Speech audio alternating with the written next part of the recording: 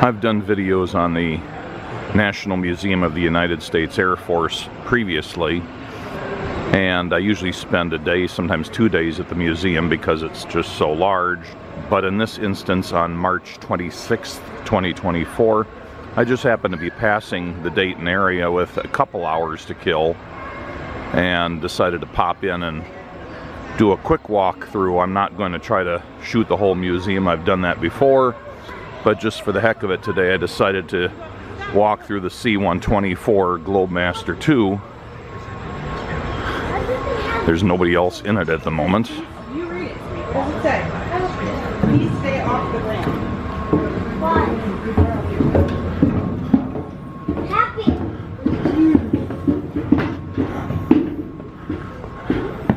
What is that? Please stay to the right. You can read. You can read that to us.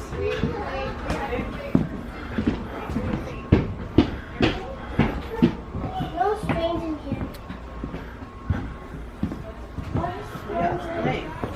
What you expect it to smell like? The second level floor is folded up against the wall, but there could be a floor at this level, and it could be a double-decker.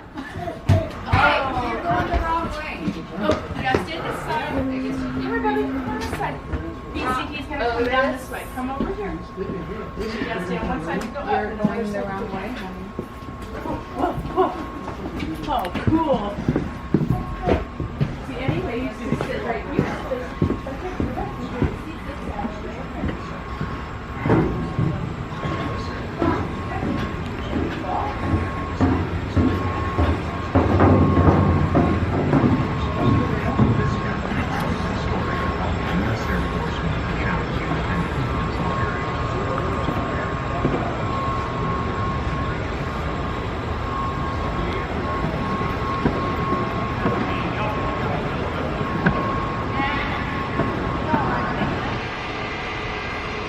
And an EC-121D, a form of the Super Constellation by Lockheed.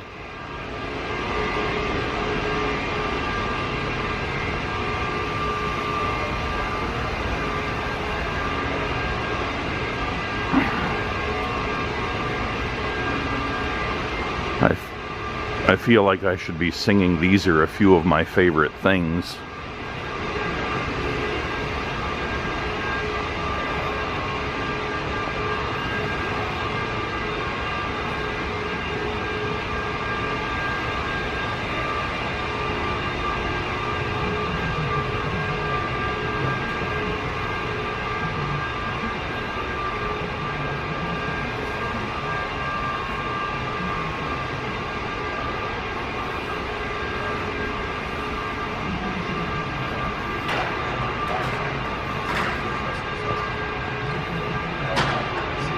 A C-123K packets. Not one of my favorites, but an earlier model of a line that I really like. I think this is the one they call Patches.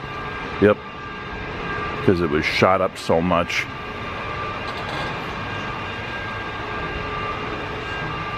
All sorts of little patches on it, covering up bullet holes.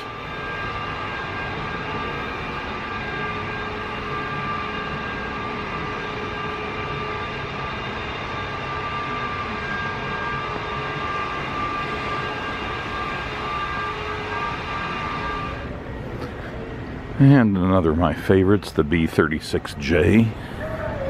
Certainly the nicest condition B-36 on display.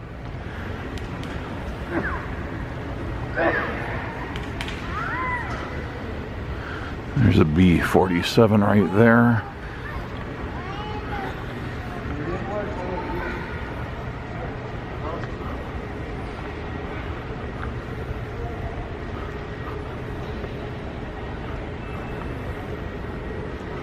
And coming around the corner, a WB-50D.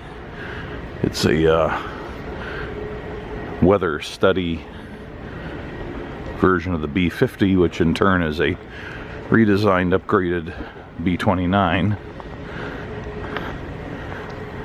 Some people say it's just a B-29 with better engines, but from all the reading I've done, the B-50 was pretty much more different than alike from the B-29, except in general configuration. There's a lot of differences, but the general shape is the same for sure. Certainly a big difference that escapes a lot of people's attention is that the nose wheel is not castering, instead it's a steered nose wheel, which makes a big difference for ground handling. And of course the very different engines.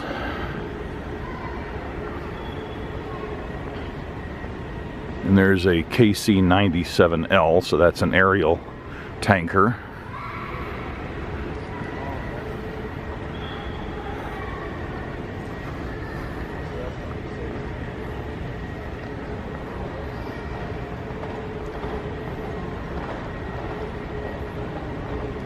And an F-86H with all the skin pulled off of one side so you can see the guts.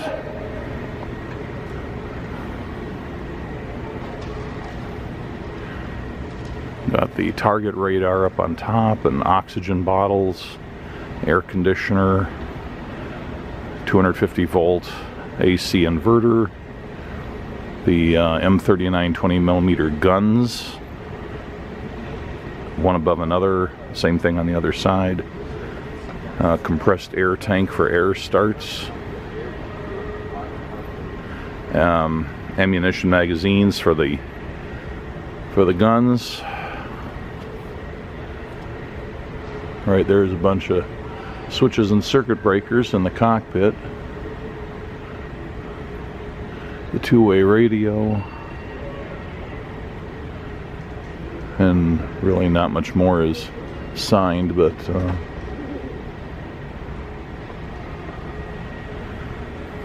this has been a staple of the museum. Every time I visit it, it's one of the things I really like to see. Well, they do have the other side stripped. I don't remember that specifically.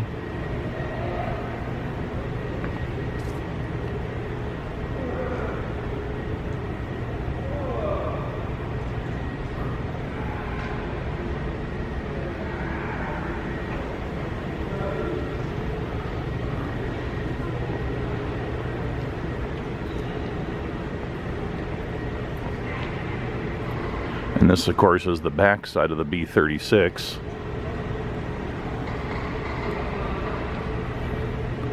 Take a quick look through the bomb bay, but don't want to forget the B-58, B-58A actually, the Hustler.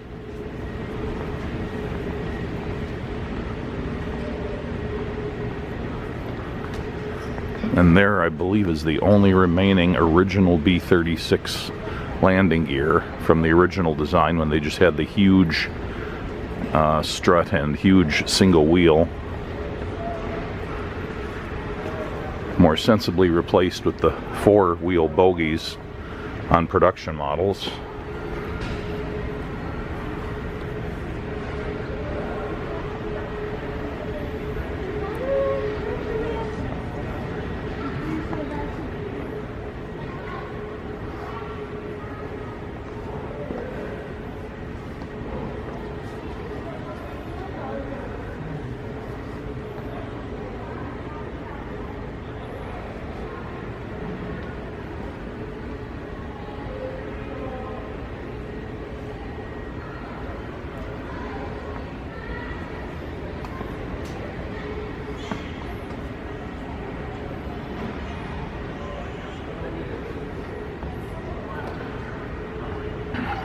I believe this is a fuel tank put in one of the bomb bay areas.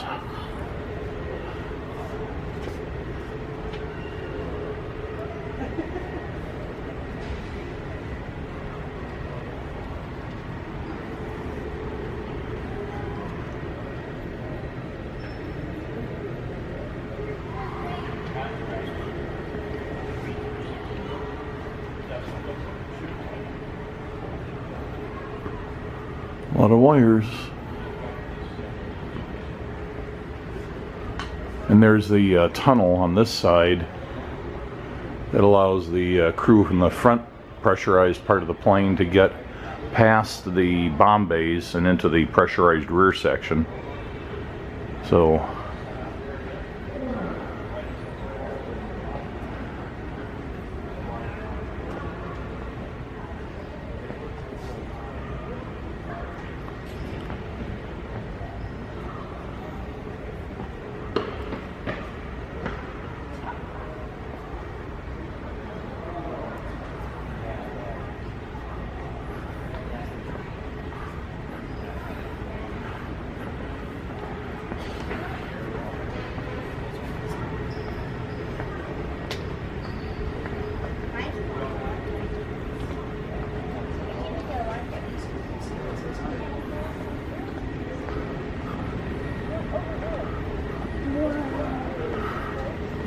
horizontal tail sections that are as big as the entire main wings on normal sized airplanes, and of course the 3 pusher engines with their humongous propellers, 3 engines like that on each wing. And there's the C-47 again, very cool airplane. Another one of my favorites is the C-133A that's way back there. And of course they've got an SR-71 stuck in here. Not in as prominent a location as it has been in the past.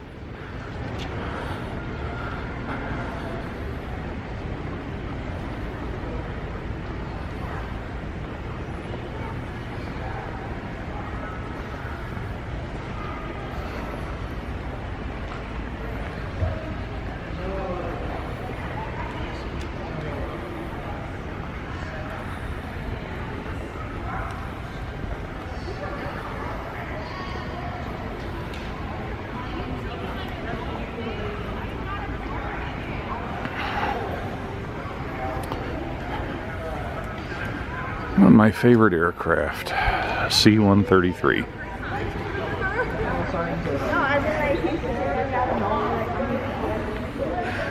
The side-loading cargo door on the 133 was always one of its problems.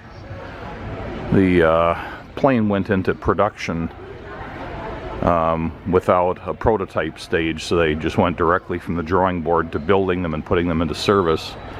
And so unlike planes that had a chance of pre-service development, they kind of had to deal with the warts, that unexpected things that came out of the initial design, and try to fix them as best as they could, either with actual repairs or modifications, or in many cases just procedural changes.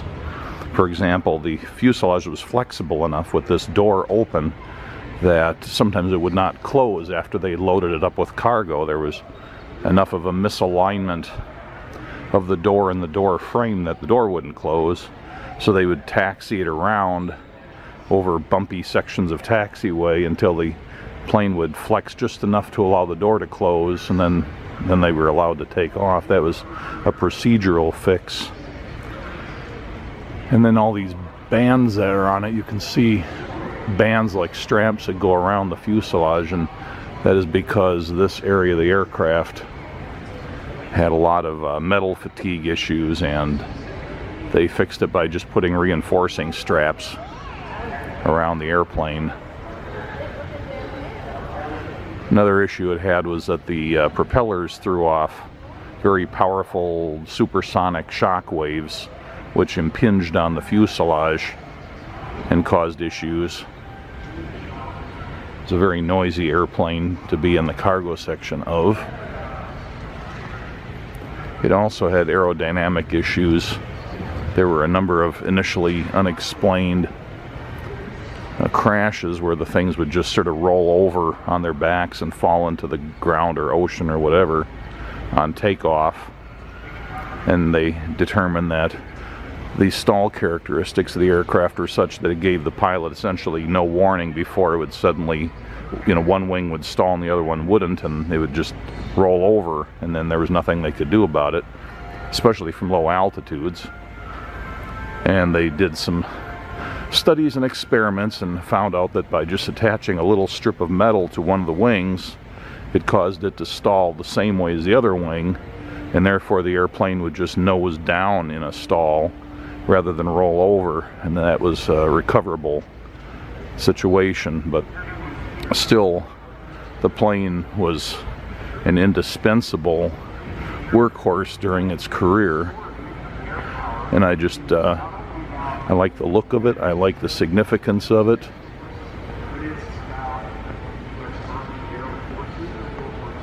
And I think it's a really cool airplane in spite of its difficulties.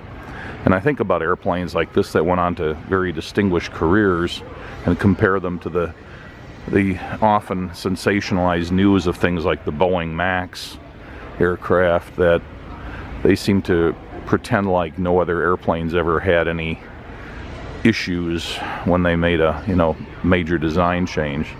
Of course, this is a cargo airplane and that's a passenger airplane, and that's a different part of the argument. But anyway, enough of that. The 133 was a replacement of the 124 that we walked through earlier, and one of the innovations that they came up with for this was that it had a flat cargo floor and fairly near the ground. So the airplane itself sits very low, and part of that's achieved by having these outriggers with the landing gear in them, so the landing gear did not have to be retracted up onto the cargo floor. It could be retracted up into these pods, and therefore the cargo floor could be quite low, and with a very shallow ramp, large cargo could just be rolled right up into it. Compare that to the 124 we walked through, and you had to go up a very steep ramp because the cargo floor was way up high above the ground. By the time you got it up that steep ramp, then you had to go from the angle of the ramp to the angle of the floor, which was another big problem, and it really limited the cargo that could be carried on what was otherwise a very large airplane. And pretty much every cargo airplane since has used the arrangement that was pioneered by this airplane. C-141, C-5, C-17, and of course similar airplanes from other companies.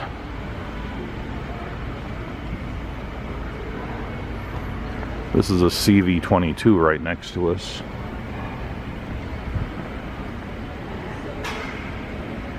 And there's a B-1B over here.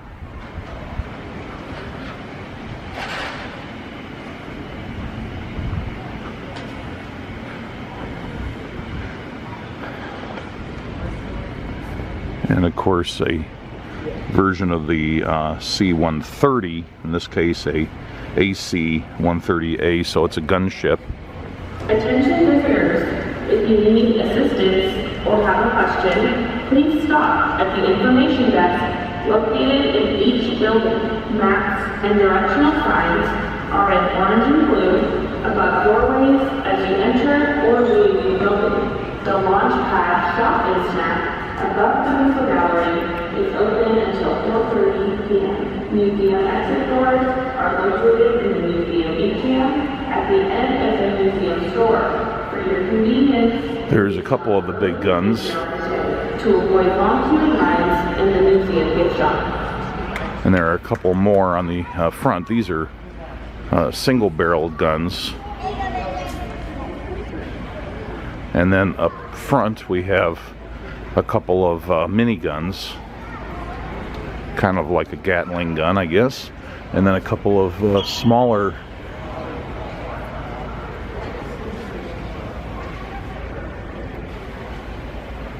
can't get a good view of it, it's too dark there. And what they would do with this is put the airplane into a bank and fly in a circle, often in a circle anyway, and then they could just shoot straight down from that angle, and they wouldn't need guns on the other side because it would always bank to the left.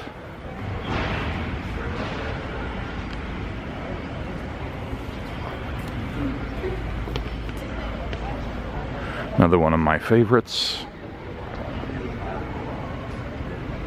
the A-10A Warthog.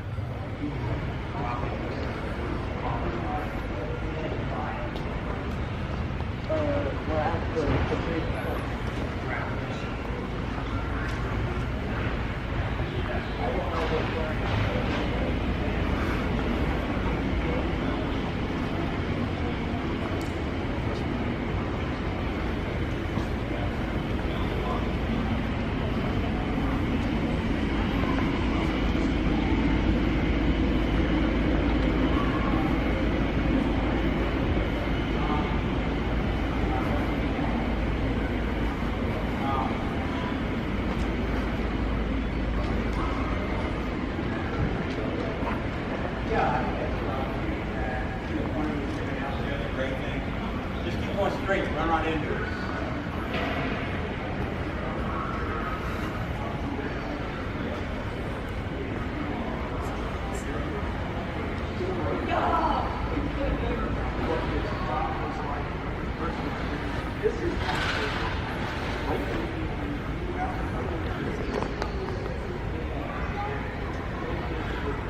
And we're coming up on the south side of a B-2 bomber.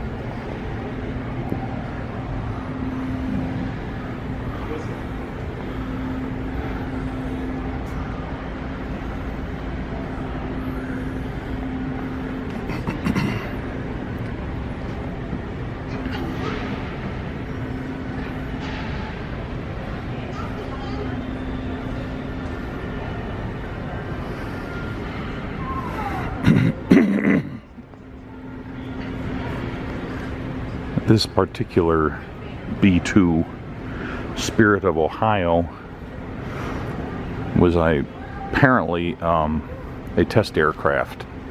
I don't know that it ever went into regular service.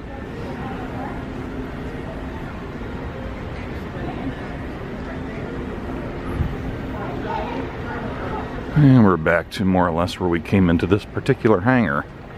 One hangar to go, and just about enough time to do it. And going into the fourth hangar.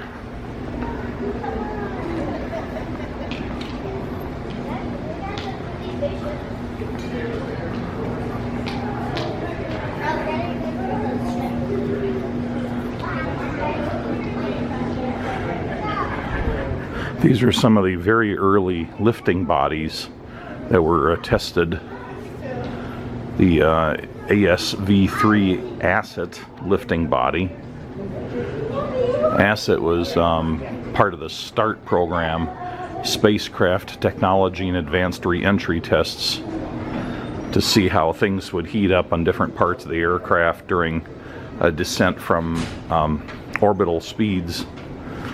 Learned a lot from these, which were applied to things like the space shuttle and other aircraft, spacecraft, and SV-5D prime lifting body. And you can see all the scorch marks on it and places where the ablative material has ablated.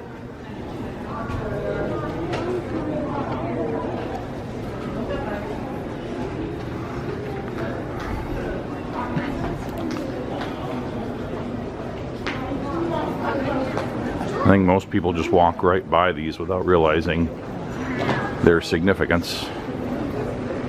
And actually, before going into the fourth hangar, we've got the rocket hangar, or the missile gallery as they call it.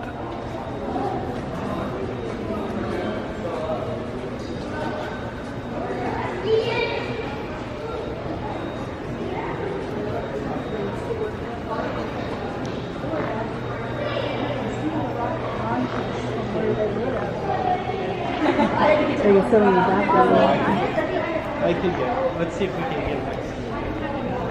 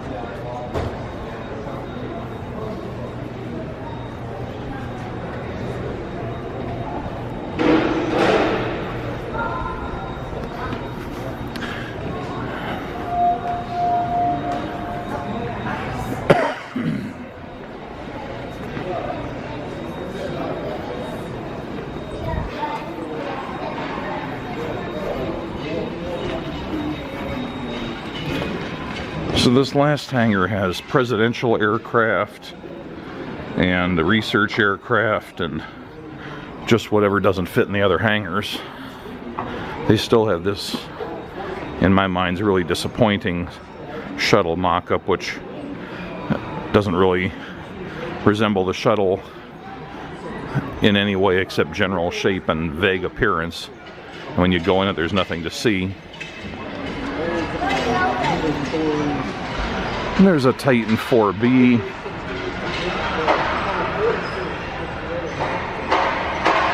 And one of my favorites, the museum's XB-70A, the only surviving Valkyrie of the two that were built.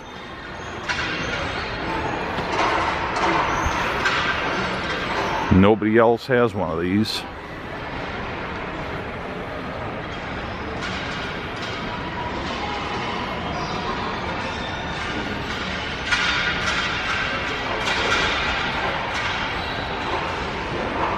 And an actual flown Apollo capsule from Apollo 15, the command module Endeavour.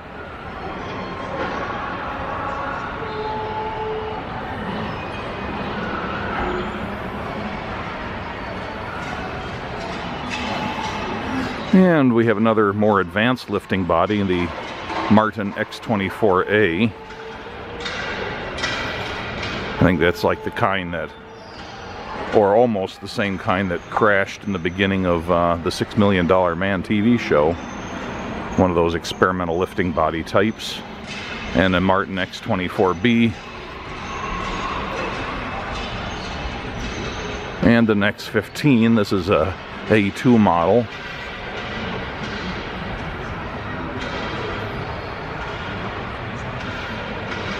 And an X3 back there.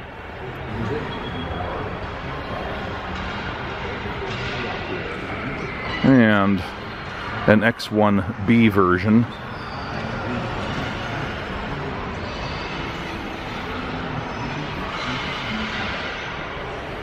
As I recall, the problem with this stiletto here was that the aerodynamics were good, but the engines were underpowered, something like that, and that it was a disappointment.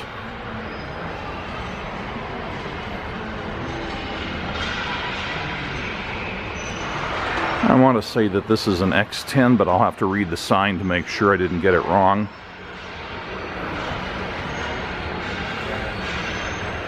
Another X-plane, the Convair XF-92A. I always do enjoy the experimental aircraft. And of course, the McDonnell XF-85 Goblin, which was designed to fit into the bomb bay of a B-36 and be dropped to provide bring your own fighter escort for the bomber. And they did use it from a B-29, I believe, as a test, but never used it on a B-36. And there's more X-planes overhead. Whole row of them.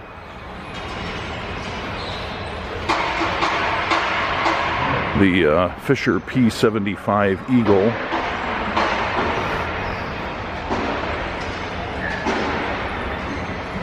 And the Bell P-59B.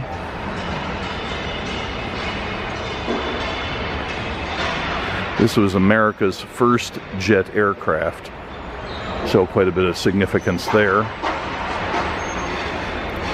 And a propeller fighter plane, the Grumman. Oh, that's not the Grumman. That's overhead is the Grumman X-29.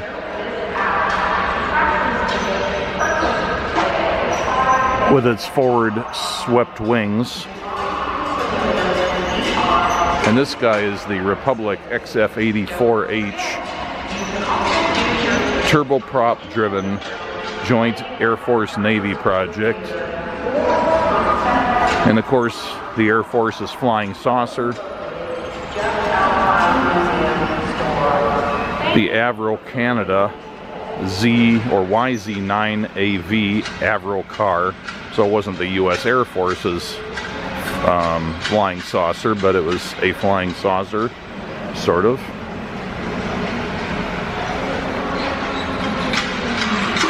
As I recall, it flew, but it didn't fly very well. Early experiments with tilt rotors.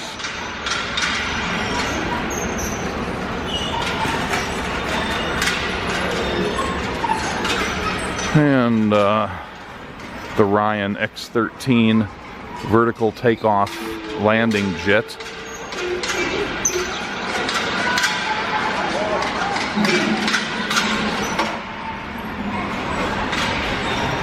And there's a Harrier over there, the Air Force version of it.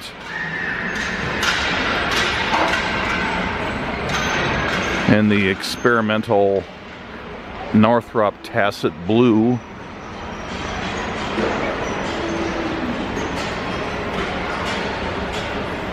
Tested advanced radar sensors and new ideas of stealth technology. Built and flown in great secrecy in the 80s. And here's another SR-71 type. This is a YF-12A.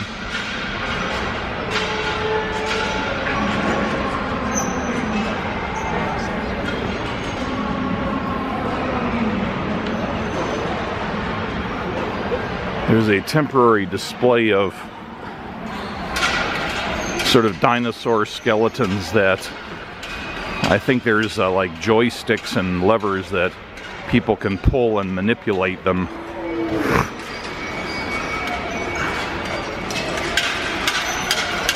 So you can make them move around a little bit.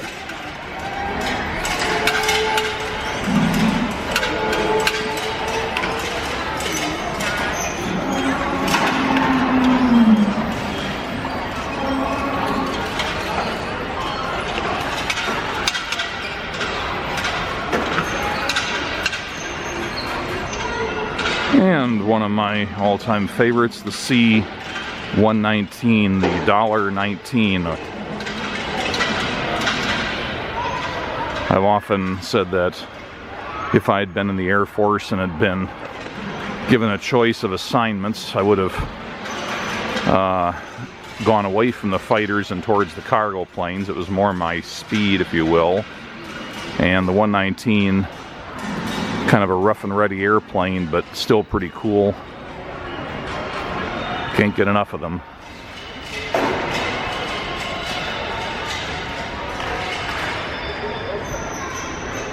This is one of the first airplanes that used the lifting clamshell type of rear cargo door for easier ingress of cargo through the rear hatch, and also removable, fairly easily removable, so that if they needed to just not have this whole rear section there at all, they could take it off and fly without it.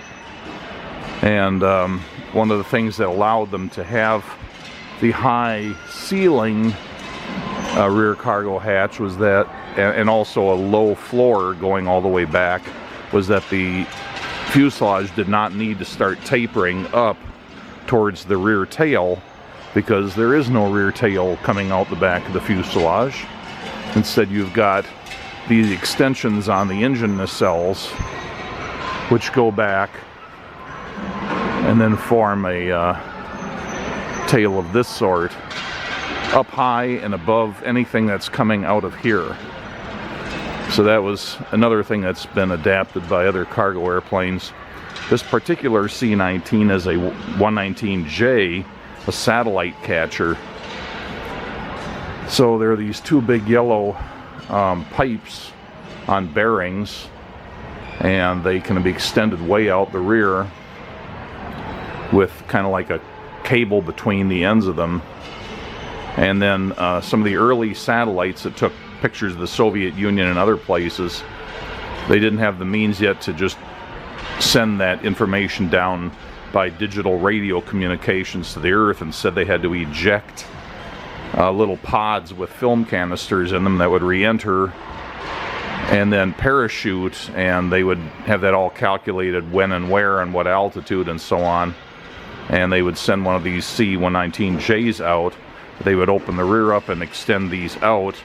It was like a trapeze hanging out behind the airplane. They would fly right over the parachute, and then these would snag the cords of the parachute between the parachute and the payload, and then they could withdraw these and pull it up into the craft. And there's a set of rollers there to help ease the shroud and so on into the cargo area. So a very specialized application, one of a great many that the C-119 did. Another one of my favorite accomplishments was during the Vietnam conflict, as I recall correctly. Or no, this was during the Korean War, I'm thinking. Yeah, it's Korean War, where a bunch of Marines got stranded in mountainous area, and a bridge they needed to get across a chasm was destroyed. And I mean, they could have walked down and walked back up, but they had, you know, military vehicles, tanks, what have you, I don't know what.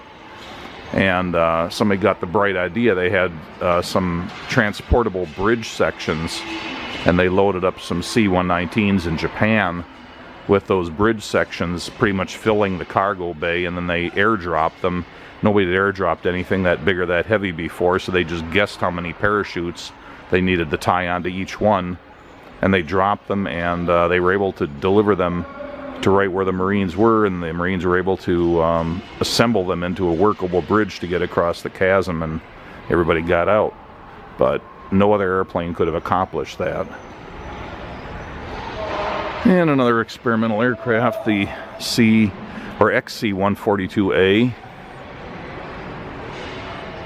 And of course a non-experimental airplane, the C-141 Starlifter, predecessor of the C-5. This is the airplane that replaced the C-133 we looked at earlier, and then carried it through until the C-5 was developed.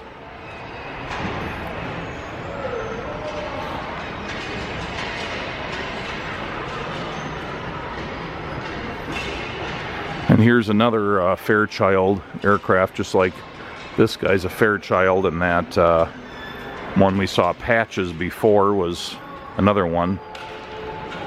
This was the C-82A packet, which was kind of like an earlier version of the C-119, but it had some of the same things, like the dual boom method and the rear door arrangement, but it had some issues that made it less than ideal, and those were remedied when they developed the 119 from the C-82.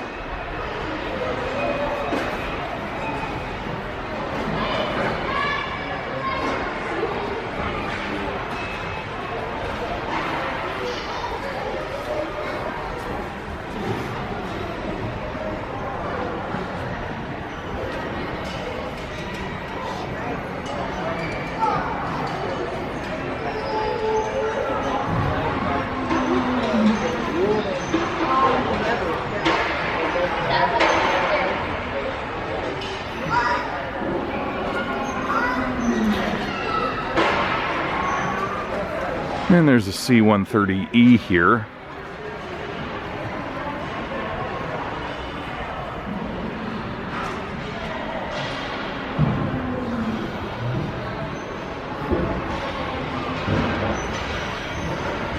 And then we have presidential aircraft over here. I don't have time to do the walkthroughs on them.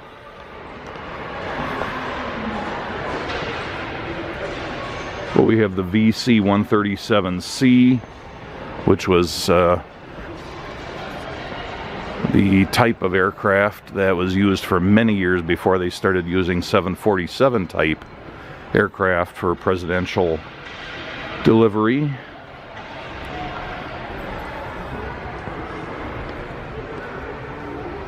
And a VC-54C, the Sacred Cow. That would have been, I think, Harry Truman's airplane.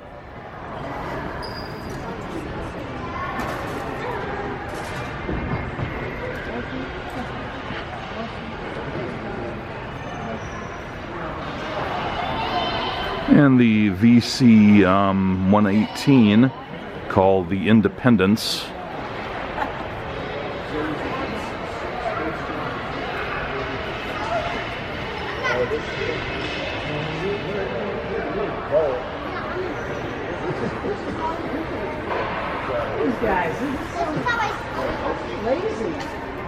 And the VC-121E Columbine 3.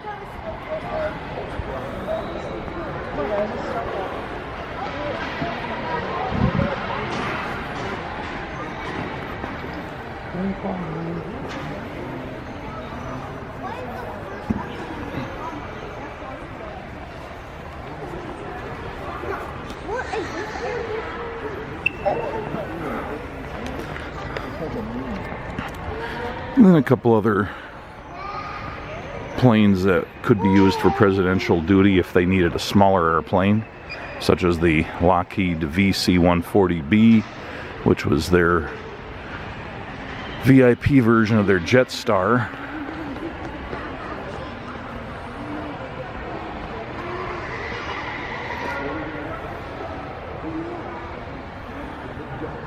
And the Gulfstream C-20B.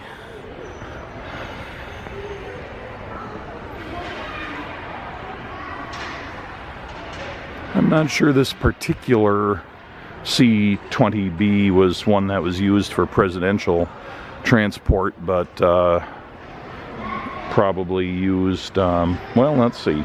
The sign will tell all, right?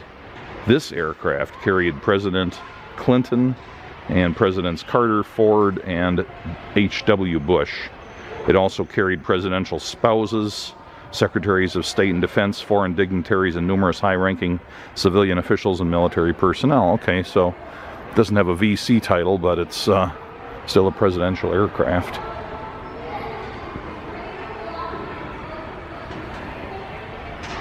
All right, let's do a quick walkthrough of Columbine 3 here.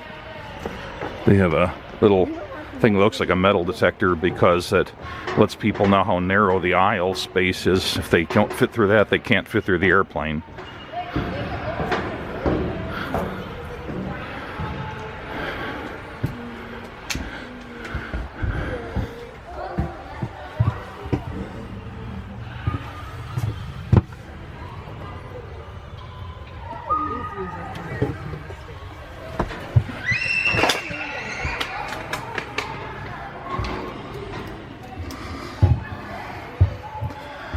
Of course, it wouldn't feel so claustrophobic if all the plexiglass panels were removed. But, of course, they have to do that or people would mess stuff up.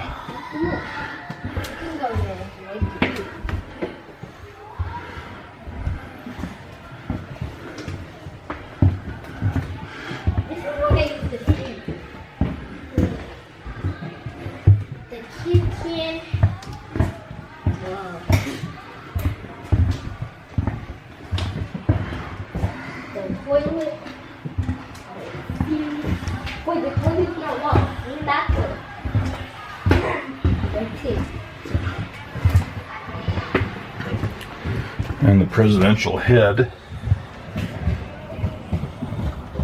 Wait, that's what I did.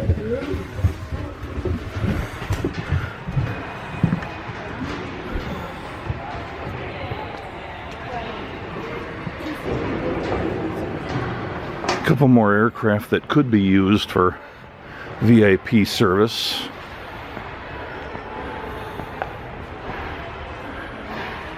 This is a UH or a U-4B.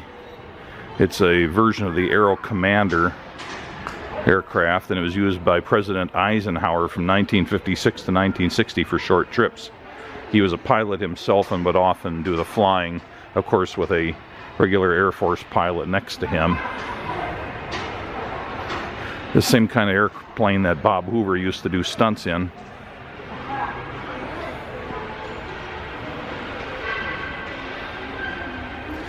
Well, we may have just enough time to go through the 707 based aircraft.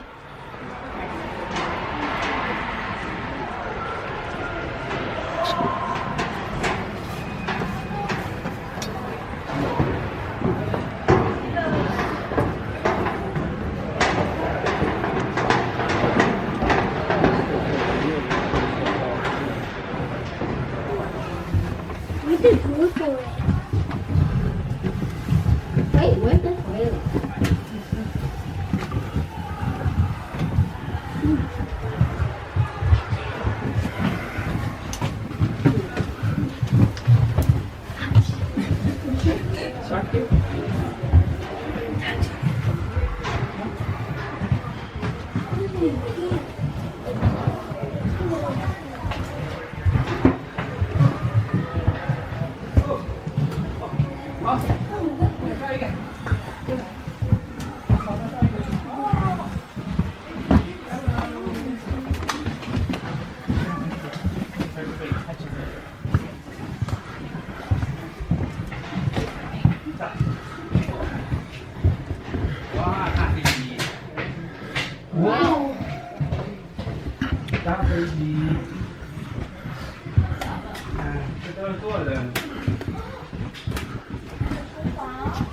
工作人员。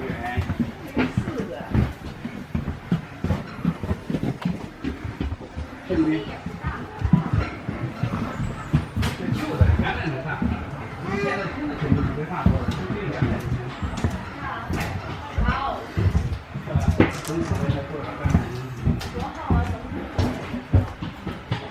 哇！现在几个翻译对呢？哇！这是 recorder 和记者什么的。那你哪儿就躺着呗。对的，这是 first class 人家这个。啊，这么多椅子呀。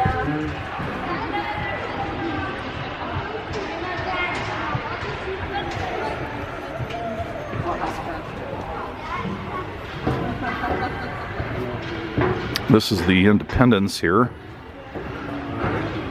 I want to say this is a DC-6, but I'm not sure. I didn't look it up and I can't remember.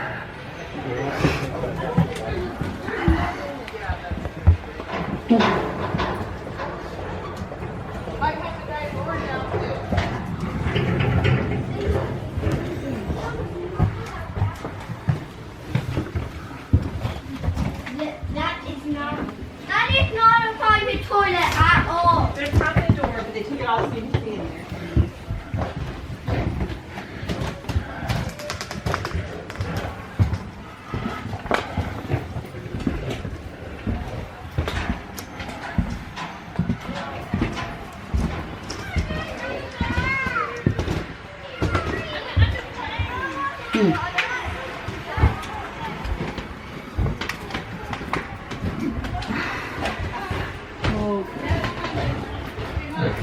I came to rescue you.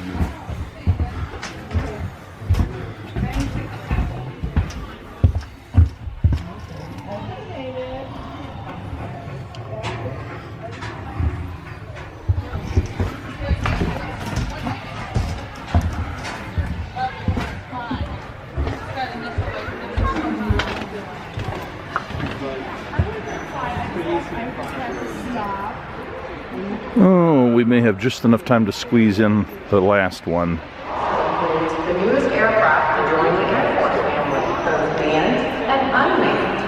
Please join the tour at the information desk located at the entrance to Building 2 by 11:30 a.m.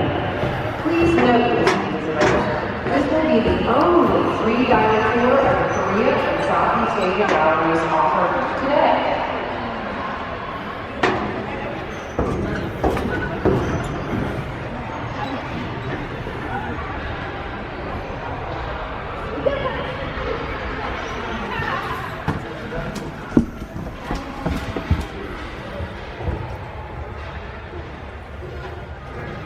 I think they put some lights in here. The last time I did walkthroughs of these planes, I seem to remember the cockpits being fairly dark. They probably found some nice LED strip lights to put in.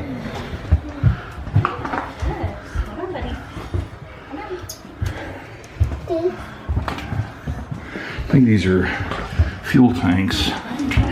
Get a little extra range.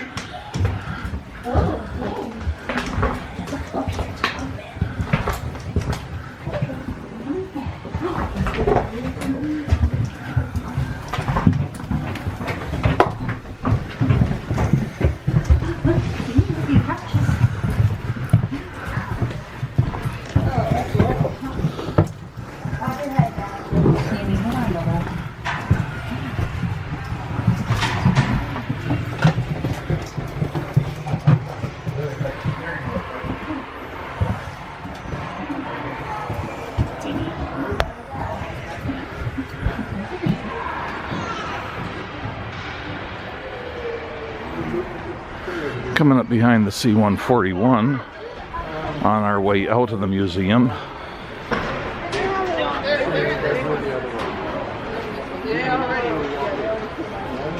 Oh yeah, the VC-54 Sacred Cow had an elevator of sorts because Roosevelt was in a wheelchair, and this allowed him to be just elevated or lifted. It's a chairlift, not a proper elevator, but it just took him right up into the aisleway there, just behind the door. A lot more ceremonious than having to have, you know, 4 Secret Service guys cart the wheelchair up the steps.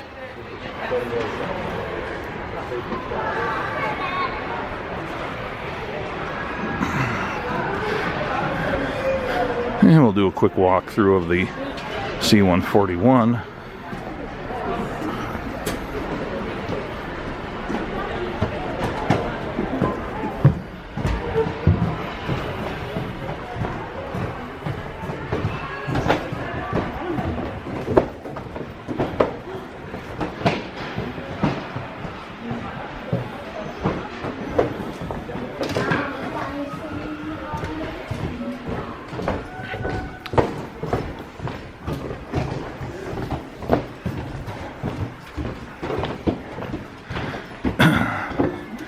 Of course, a lot of troop seats along the walls that fold up if they're going to be using this to haul troops, and they could use cargo or have cargo in the middle and still have troops along the sides.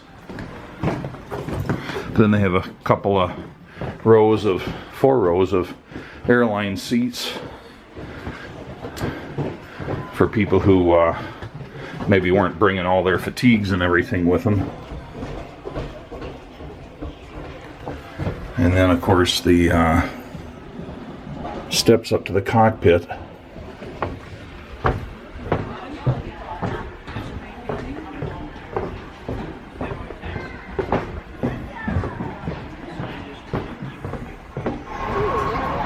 All right, time to head out. A nice, quick visit of approximately 2 hours duration.